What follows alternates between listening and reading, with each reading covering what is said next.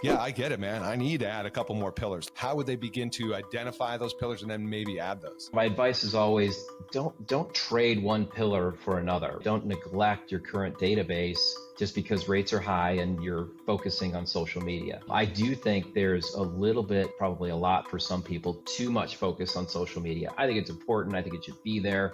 Got to invest time, but don't go all in on social media, not right away. It's adding pillars, not neglecting the others. My special guest is a multi-year President's Club producer, branch manager, area manager, regional SVP, Platinum Club. Like, the guy's got all the accolades. Brian Weis, welcome to the show.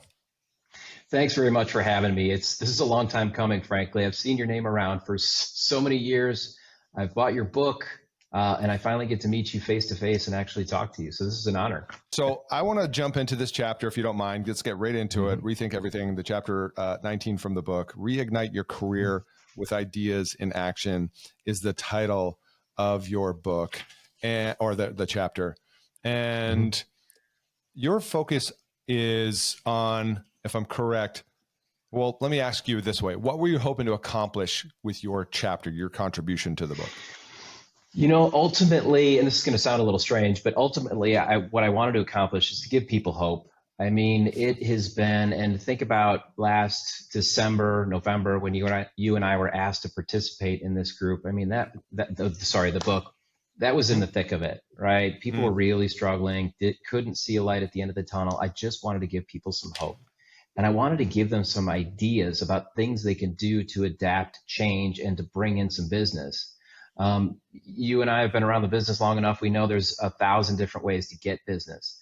And I believe, especially earlier in my career as a loan officer, you could survive on two good pillars. And that was your past customer database in your sphere. And that was a nice list of real estate agents that would refer you business on a regular basis. I think in today's world, two pillars are not enough. I think we've got to be a little bit more creative. Another pillar is social media. Another pillar might be financial advisors. Another pillar might be builders. A pillar might be, Zillow leads or lead acquisition. We've got to be a little bit more creative and put more lines in the water to get business than what we needed to do even just a few years ago, right? Okay, love that. Let's break it down a little bit further. What's changed? Why is that now, you believe, important today? What's happening? What's happened? What's coming? Yeah, so it comes down to the business dropping off.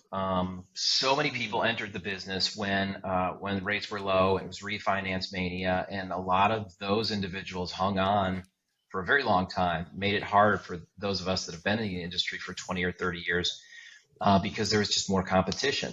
So that, combined with margin compression, certain loan officers might be making less per deal. Companies are certainly making less per transaction. So we might not have the resources that we used to have. And I believe, a lot of especially the bigger companies, had some pretty robust coaching programs and support from a business development standpoint. And a lot of those resources I was hearing were going away too. So that's why, it's great to have individuals like yourself and some of the other coaching companies out there as resources. But their internal resources were cut back or eliminated altogether because of the compression that was happening. So I feel it was, it's our duty to fill that void and help wherever we can, whether it's ideas or business development planning or mindset or whatever it may be. It was our job to help.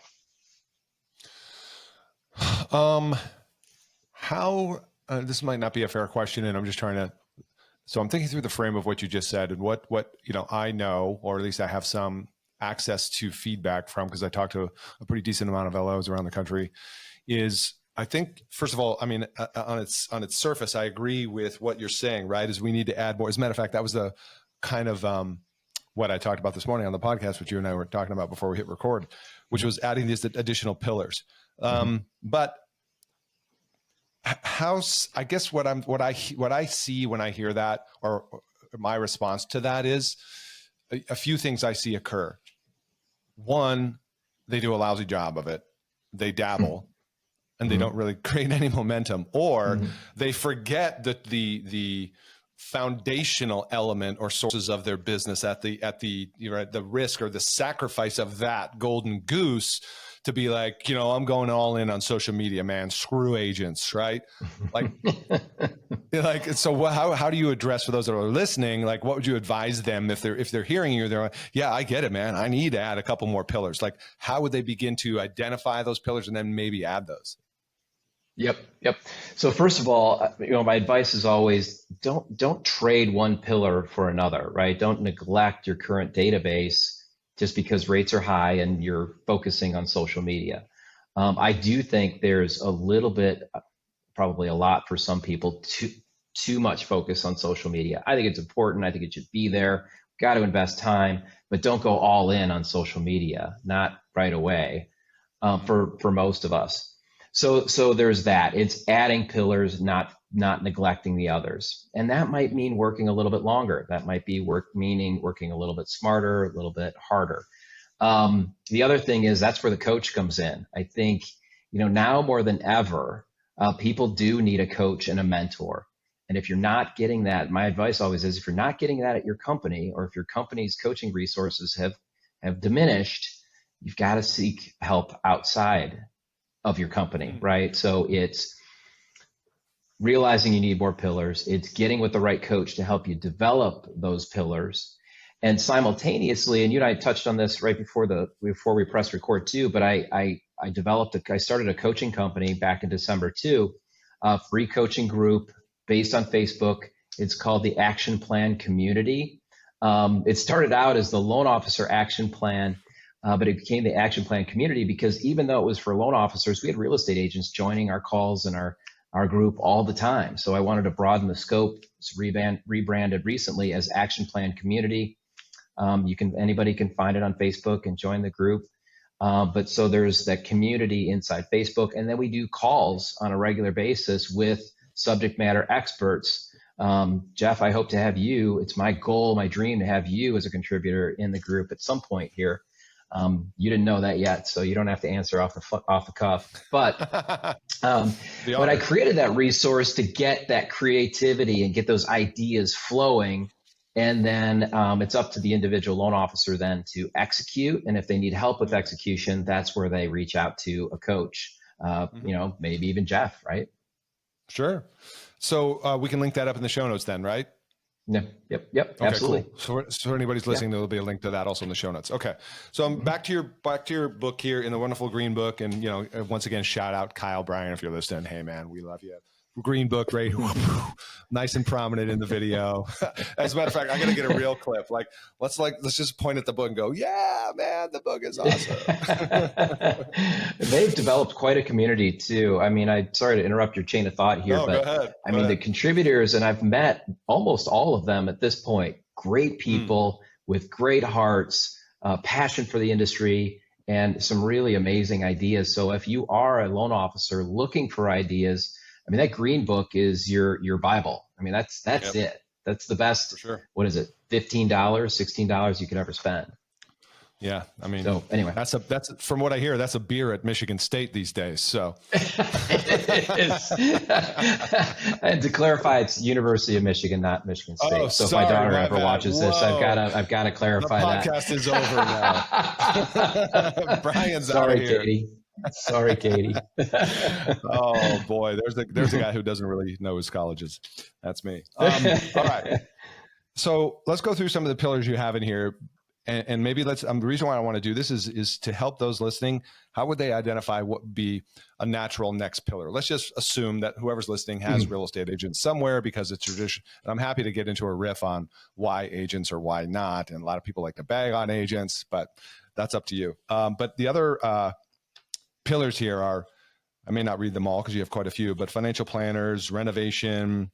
What else we got? You mentioned social media, video, consumer direct marketing strategies, educational webinars. Like, where would somebody start? What, you know what I mean? What would be, is there any, does it depend on where they're at, or what would you say? I would say follow your passion. And as cliche as that sounds, I mean, I would, take a pen and a paper, go in a quiet room on a Saturday morning when you're not going to be interrupted, and just sort of think through these things and the types of people that might be involved in those pillars and what you'd most enjoy. And I would dip my toe in the water, maybe talk to a coach, talk to some colleagues, talk to people that are already in that space.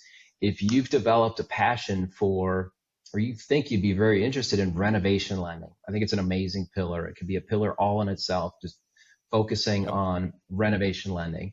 I mean, there's coaches in the industry, MrRenovation.com. There are coaches in the industry that talk about just renovation lending. Right. Vince at MrRenovation.com, amazing human being. He was a contributor on my calls just a few months ago on the coaching group, and for a week laid out how to develop a business development plan for renovation lending.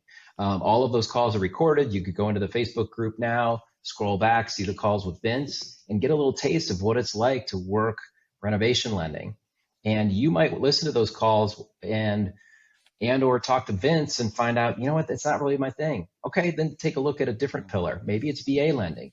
Maybe it's reverse mortgage. I mean, there's so many ideas out there. And I guess, you know, you and I have been around in the business so long, Jeff, that maybe we take those ideas for granted. And that was kind of the idea of my chapter, is to spur some creative thinking and get some ideas cooking for some people. It was also the idea behind my coaching group.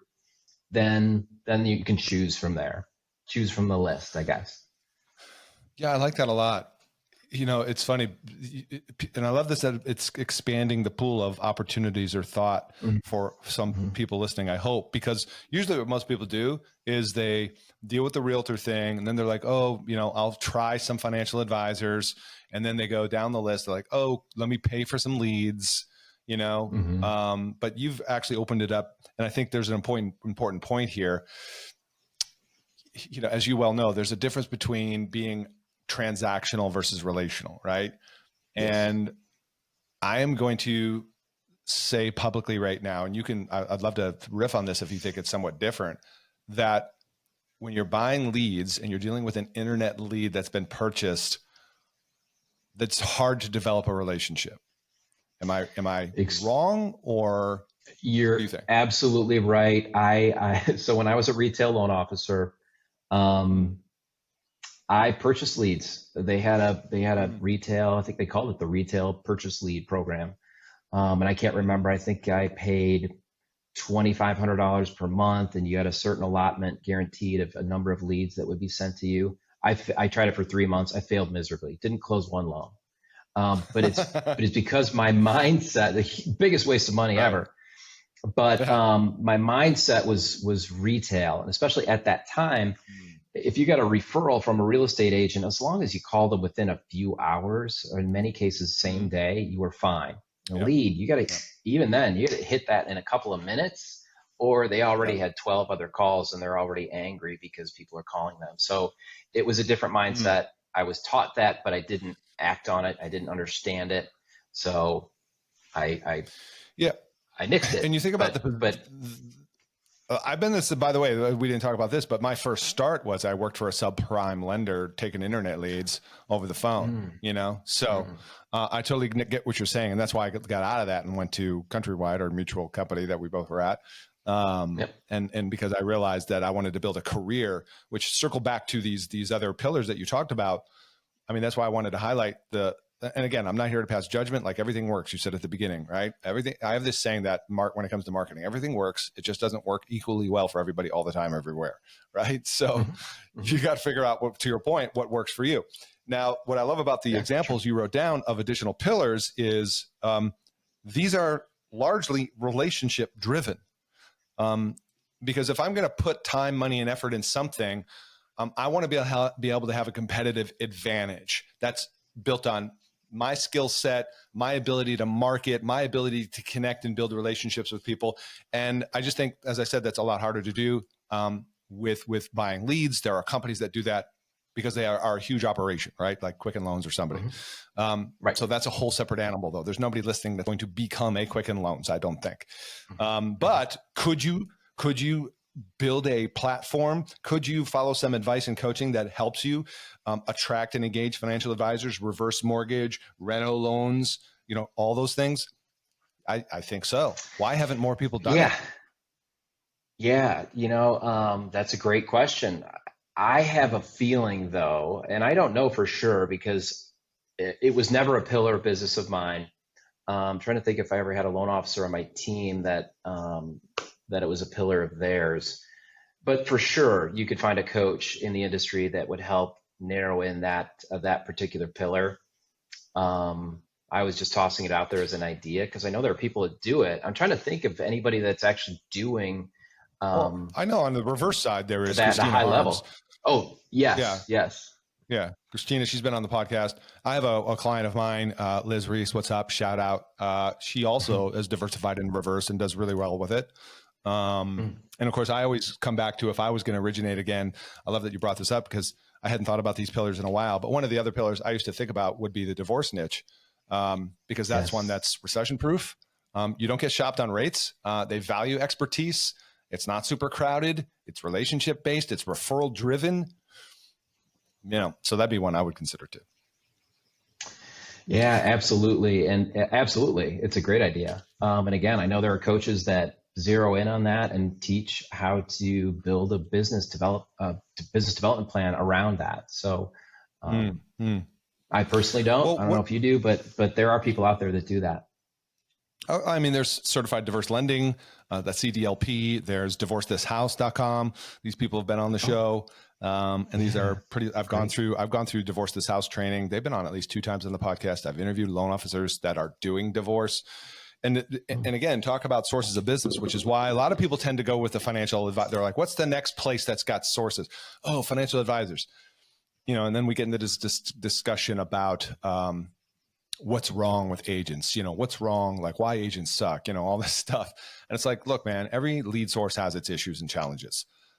It's easy to Yes. throw agents under the bus because there's so many of them and we have a long history, but there's challenges with working with every niche. Like my buddy Tim Davies used to say, everything's hard, choose your hard, right? Yep, that's brilliant. That's brilliant. Yeah, no, that's a key point because none of it's easy. But that's why I think you have to choose and focus in and not add too many pillars, but it does take more Right. than 2. So, well, and see, that's another good point. Let's circle back and kind of double tap on that for a second. We mentioned this a few moments ago, which is be careful. Like I'm sure you've seen people try and scatter themselves too thin. They spread themselves too thin and try and do 17 initiatives at once. How do you coach around that? yeah, so more often it's the opposite problem that people aren't investing enough time and enough pillars. But you're right, there is that other extreme when people try to do too much. So they've got 7 pillars and there's really only so many hours in the day. And what happens is if you dilute your time too much, you're not being effective in any one given area. And I'd love to say the magic number now is 4 pillars. But the reality is it depends on which pillars you choose, right? So I think Sphere and CR, your database is always a number 1 pillar. Real estate agents, if you're going to really focus well on financial advisors, and if you're going to add a reverse mortgage component to that, like you just brought up, that's a big time commitment too. That might mean, those 4 pillars are enough, or those 3 pillars, sorry. So I think it just depends on your approach and how much time you're going to need to invest in that given pillar. If you are going to do lead acquisition, that can be a time commitment in and of itself because you're not investing time getting the leads, you're just writing a check. But it's the follow-up, it's the chase, it's the long cycle of rapport building, it's building the marketing and follow-up plans. It can be a big pillar too. So that's why, and I know I'm kind of vomiting a bunch of ideas and stuff here, but that's why it's important to have a coach and have somebody that's going to help you hone these things in and really focus on it and be held accountable. Yeah, absolutely. Having a fresh set of eyes who can see things you can't see because you're too close to it, it always helps. Yes, absolutely. Absolutely. What were your, I don't know if we covered this, but what were your primary pillars when you were originating? So it was 2. It was real estate agents and it was my sphere of influence, my database, past customers, friends and family. That was it. It was two. A little bit of builder business on and off. In the condo boom in the late 90s in Chicago, I had a number of condo development groups or condo developments in the city of Chicago where I'd call on high rises and condo conversions. But that was really only Really? for a few years. Yeah. Yeah. It was fun. What I was learned a ton. Yeah. what was the primary source of your business when you were originating?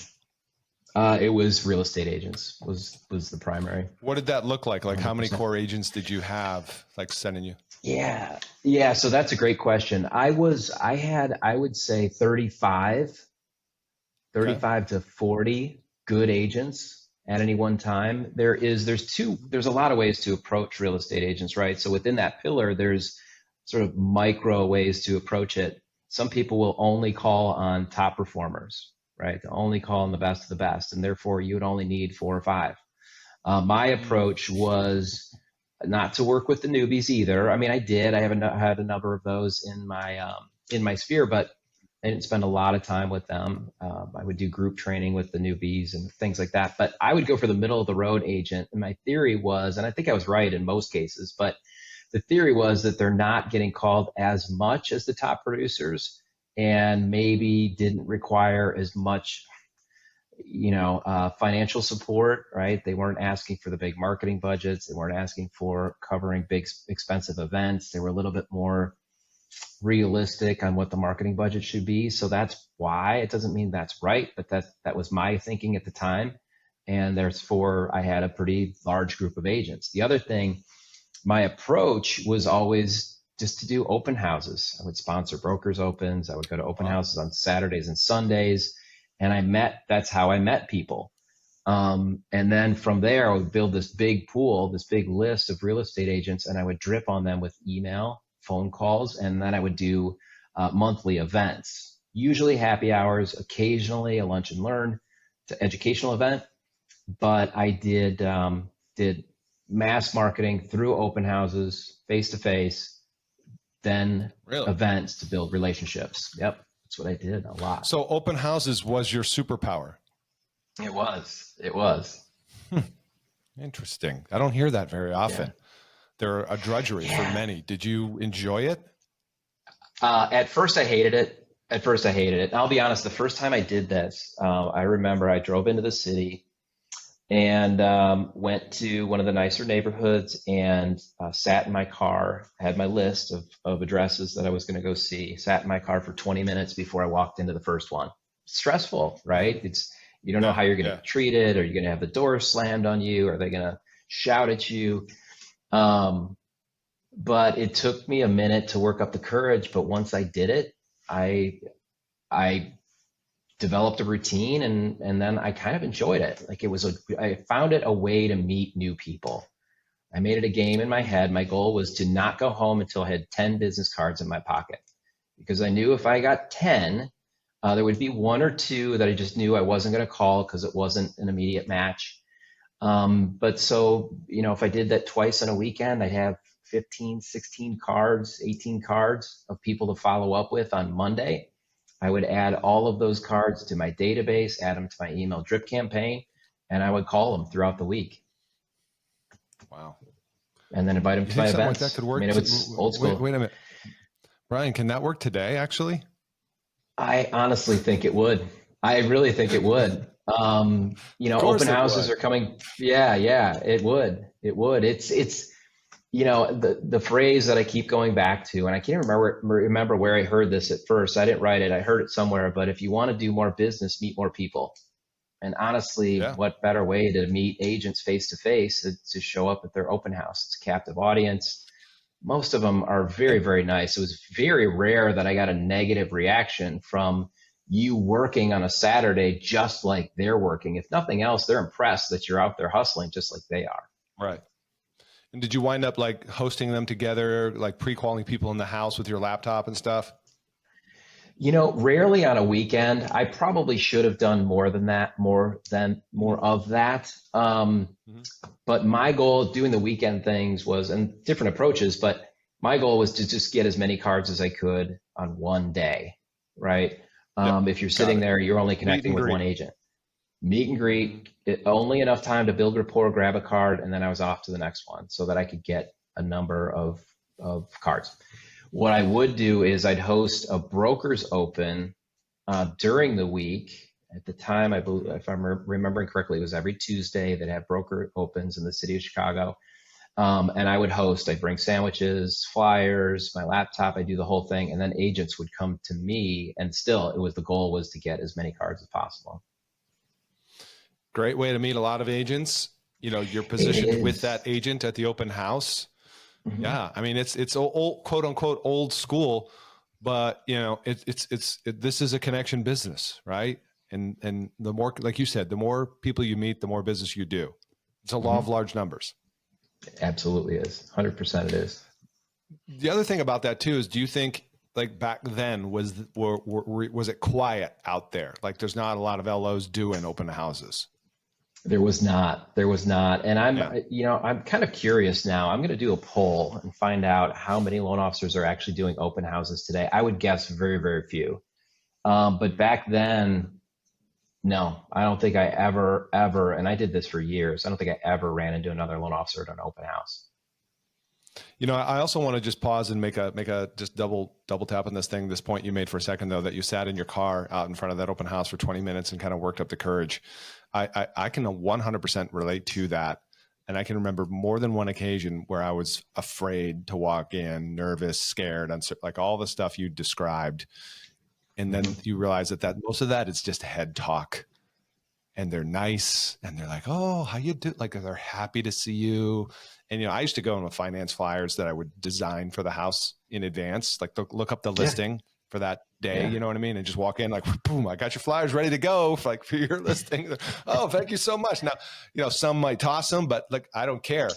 Like you said, the whole strategy is you physically got in front of 10 or 20 agents. And tell me about that then. What on Mondays or Tuesdays when you followed up, how did it look conversion wise to lead them to the next step?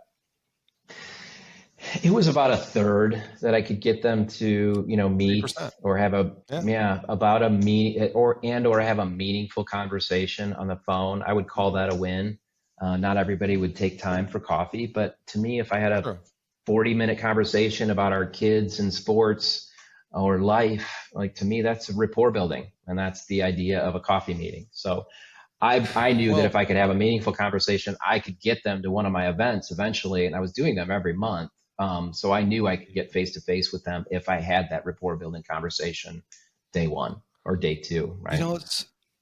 It's so funny you say that, events. I know you were networking, lunch and learns, classes, workshops, all that. And when you just described there is, we were talking about Alex Hormozy before we hit record. And I think this is another area LOs miss is few have an actual system.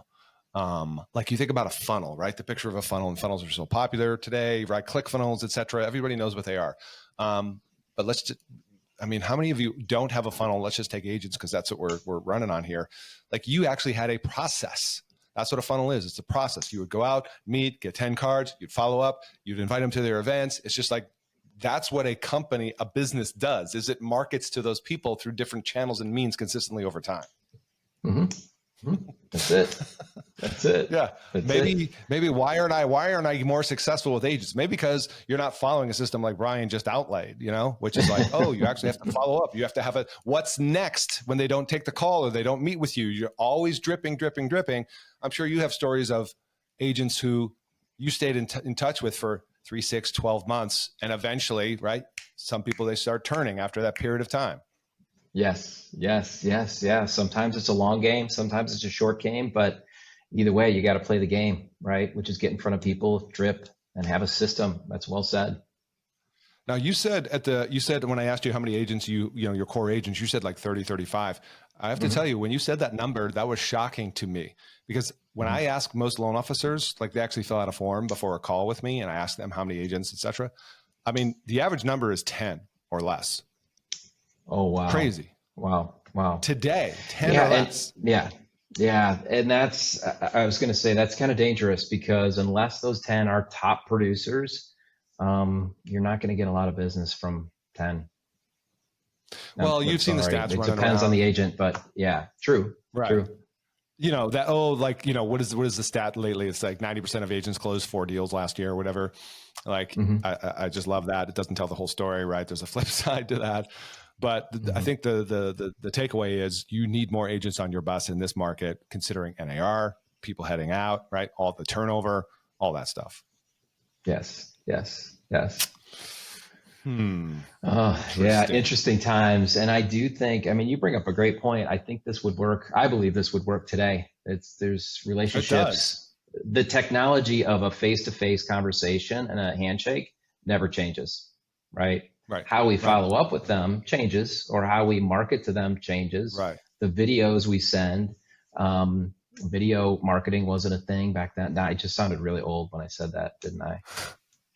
No, But because I'm the in there. marketing I'm probably older than you, but keep going. the marketing changes. The handshake is that doesn't change. The technology doesn't change in a handshake. Yeah, I guess that's one of the things, I don't know if you've heard this said before, but I love this quote. It was from an interview that somebody was doing with Jeff Bezos, and they were asking him, how do you stay on top of like what's changing? Like, how do you look out into the future and be aware of the changes, et cetera, technology? And his response to that is we spend more time focusing on what's not going to change. And we try to get really, Oh, really good at that. Thought that was brilliant. interesting. So what's not going to Interesting. They change, focus. like with Amazon, what's not going to change, people want a good deal and they want it fast, right? That's not going to change. Yep. What's not going to change in our Yep. business is it's a relationship business that's based on trust, and that's not going to change even with technology.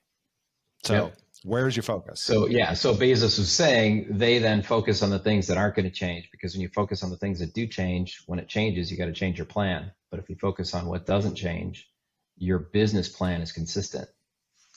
Well, and you could also burn a lot of time, money, and cycles chasing this next big thing, AI or whatever. Not saying it doesn't have its place and its relevance. It does and it will. But if you Mm-hmm. like we said earlier, divert your focus away from what will always be the same, which is relationships, connection, trust. And all of a sudden you sacrifice that once again because you think AI is the magic pill or whatever. All of a sudden, your business is hurting. Yep. Yep. Yeah. Absolutely. Great. Amazing points. Yeah. You got me fired up. I'm going to go back into origination. Let's go. Same here, man. Well, let's pick a niche. You go one niche, I'll go another. We'll compare notes. We'll All test right. all this stuff out. I do like the reno niche though, because I think considering right where a lot of people are sitting at sub 4% interest rates, like there's not going to be as much turnover anymore. I heard this term a while back that we're in a transaction recession. So those are where I live in a 25, 28-year-old house. So I'm probably some point going to be a candidate for reno, It just depends when you're ready, right? Yeah, absolutely. The other cool thing about reno, now I'm geeking off here, is my Starbucks is kicking in. But I remember working back in the day with title companies. This is an idea for you guys listening, where they can obviously pull data based on how old a house is. And when I was living in Orange County, there were certain pockets of South Orange County that were all 25-year, 30, 40-year-old homes, and there were tracks, and you could target those homes right for reno or sale because we know they're more likely, right? And then of course you could do other stuff like how long has the owner lived in that house, et cetera. But again, that's called being smart in marketing. When if you're going to pursue a niche like reno, I'm just riffing here, but I would think that would make sense. No, I think that makes a ton of sense. I love it. That's a great idea. I'm writing that one down. All right, so let's close out on this. Yep. Brian, we're in Q4. Yes. You've got a captive audience of loan officers who are stepping into Q4 2025. Looks like it has some positive headwinds for us for interest rates. What are you telling everybody they should focus on for the rest of this year? So the big thing I tell everybody, I tell different things depending where people are, but the big thing I tell everybody is not to put too much weight into this refi wave. We've been waiting years for this to happen. And guess what? So have the servicers. The servicers are coming at their servicing portfolio with a vengeance. For months, they've been building their internal loan officer teams. And their internal loan officer teams, guess what? They take a reduced commissions because it's internal leads, and they're going to be able to offer a better price.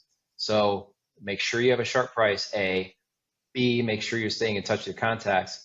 C, don't count on this to right all your financial woes if you're looking for that to make a bunch of money in 2025. I mean, focus on it, do it, but don't bank on it. So still focus heavily, heavily, heavily on the purchase business. Yeah. The other thing I say is, yep. The other thing I say is, and this again depends on the individual, but it's developing our pillars of business. It's spending time in education, getting a right coach, holding yourself accountable, and executing at a high level. It's not time to take off our foot off the gas, because this magical refi wave is going to save our problems, or save our bacon. Live and die by the refi, right? Mm-hmm, mm-hmm. All right. Well, that's some good advice. I love that you said that, because there are some people salivating, thinking, oh, I can't wait. And they see the post, oh, the rates came down, like all this, just like, man, you got to control the controllables, and what you can control is your mindset, skill set, and what you do every single day. Mm-hmm. So way to put a cherry on top of this. Once again, Brian, how do people connect with you for those who want to? Tell us. Yeah. So I'm very active on LinkedIn. I can be found on LinkedIn. And of course, I'm on Facebook, Instagram. They can do a Google search and find me on any of those platforms. Send me a DM. My consulting and coaching website is brwconsult.com.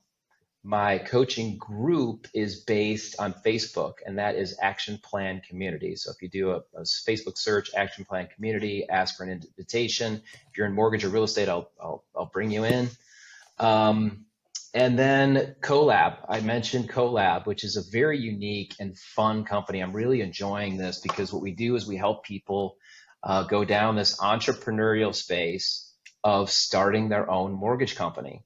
And this could be a loan officer doing 5-6 deals a month. You don't have to be a mega producer for this to make sense financially. It's structured in a way that it's reasonable to start, reasonable support and ongoing fees, so that you don't have to do the compliance, the legal, build the marketing and the systems. Collab does all of that for you. We also work with real estate company owners to open their own mortgage company. But that website is collabservice.com, and you can get to any of us at Collab on that website. All right. We're going to link all that up in the show notes so people can easily That's just a lot of tap websites and go. and links. I know, right? I got to hire an assistant just to put that in there. Okay, cool. So listen, everybody, follow the links in the show notes. Follow Brian. Let him know that you liked this episode, what your one big takeaway was. Brian, I'm glad we did this. Thank you so much, man. Appreciate it. Yeah, thank you, Jeff. Appreciate you. All right, listeners, you know what to do. If you like this episode, make sure you leave us a review. We'll see you on the next one. Bye for now.